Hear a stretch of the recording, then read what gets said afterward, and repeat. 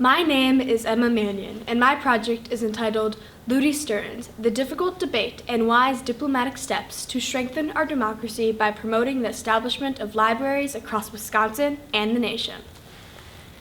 During the Wisconsin Progressive Era, self-proclaimed radical Lutie Stearns tirelessly debated and used her diplomatic skills to convince political and industry leaders to establish and fund free libraries. The consequence of this historical shift was the empowerment of common citizens. The success of her work continues to inspire librarians, inform policymakers, and educate readers today. My name is Lutie Eugenia Stearns.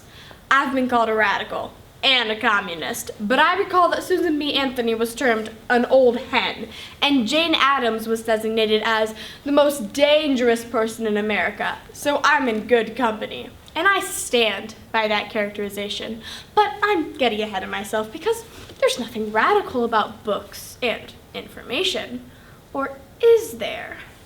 When I started fighting to establish traveling libraries across Wisconsin in the 1890s, I was a woman in a man's world.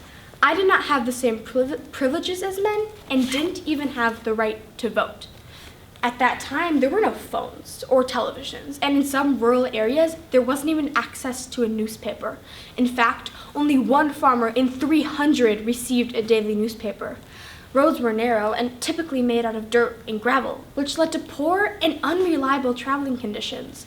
Roads were the modern-day internet, which meant information did not travel quickly nor often to these rural areas. Too many Americans were being isolated from the world around them. In addition, privileged people had the belief that poor people deserved to be poor.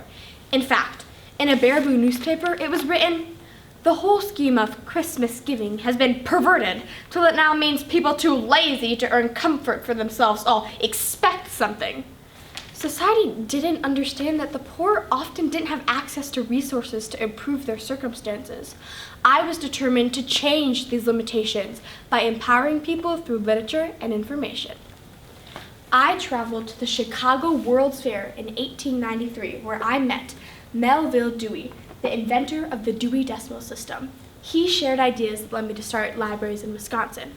I diplomatically teamed up with Frank Hutchins, a left-leaning public servant, and James Stout, a Republican senator and lumber tycoon, to create a commission whose goal was to build and maintain a statewide library system in Wisconsin. I needed to convince people from both sides of the political aisle to not only agree on the problem, but also the solution. As quoted from my autobiographical article, it was critical to keep the issue out of politics and also show the connection between libraries and other educational institutes. After much debate, the act to establish the Wisconsin Free Library Commission passed on April 29, 1895. After this, I wrote a book entitled Essentials in Library Administration to guide others now to start and run a traveling library. In the book, I wrote, "The necessity of a library should be urged through the local press and by private appeals. When the interest of the public is aroused, make a careful study of the law relating to libraries and decide upon some plan of action." First, I built the political foundation for the WFLC to be possible. Then I built the blueprint in the form of a book so that others could implement free traveling libraries themselves.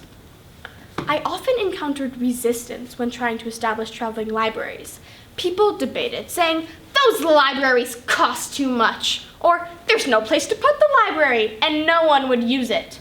In a 1900s newspaper, it was written, "No free libraries, say stockholders." Many did not see the value of literature and the doors it would open. I traveled throughout Wisconsin diplomatically promoting traveling libraries. In 1906, I wrote in a report, "Attended Farmers' Institutes, 700 farmers. I find that there are hundreds of citizens that know nothing of our work, and such gatherings are of great value in arousing interest in our work and the library movement." I often had to visit towns many times to debate the value of libraries. I documented that I visited a community 12 times before I could get the town president, also owner of a dance hall, to appoint a library board. In 1904, while in La Crosse lobbying for libraries, I I secured the cooperation of the local newspapers that have given columns of space to the project, the local clubs, the library board, the county board, and the superintendent of schools. My efforts were often reported throughout the state through local newspapers. Not all of my work succeeded.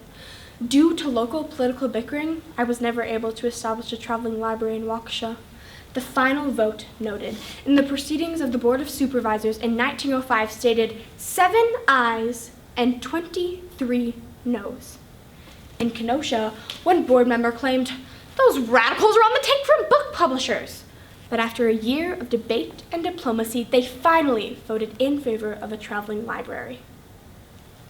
Despite these challenges, I persevered and diplomatically convinced communities across Wisconsin to establish libraries as seen on this map.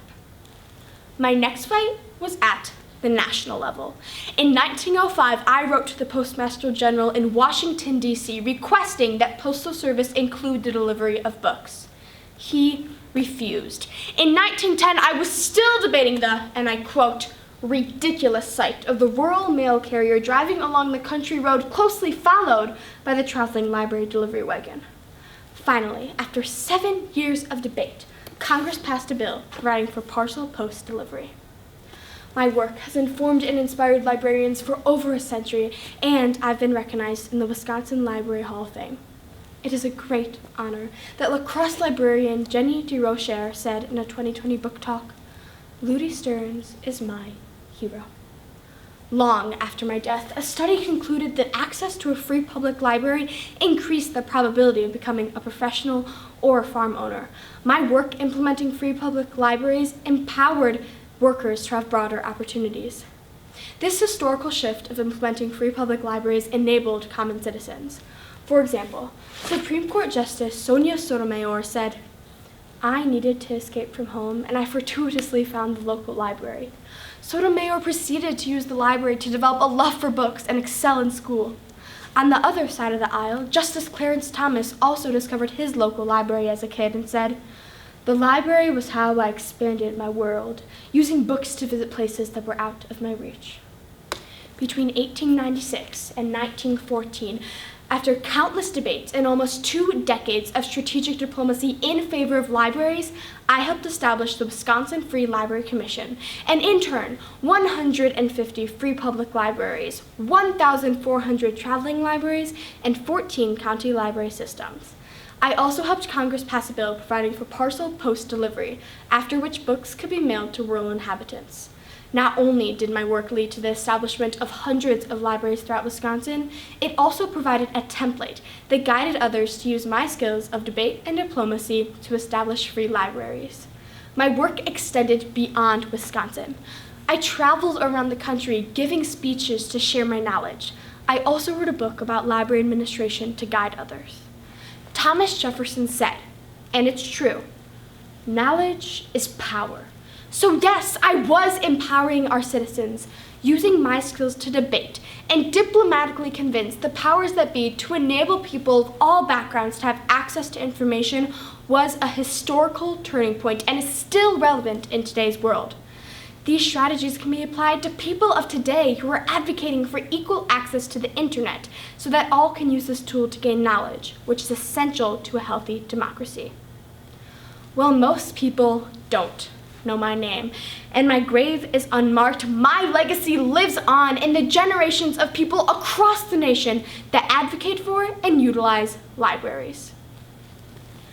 During the Wisconsin Progressive Era, self-proclaimed radical Lutie Stearns tirelessly debated and used her diplomatic skills to convince political and industry leaders to establish and fund free libraries. The consequence of this historical shift was the empowerment of common citizens. The success of her work continues to inspire librarians, inform policymakers, and educate readers today.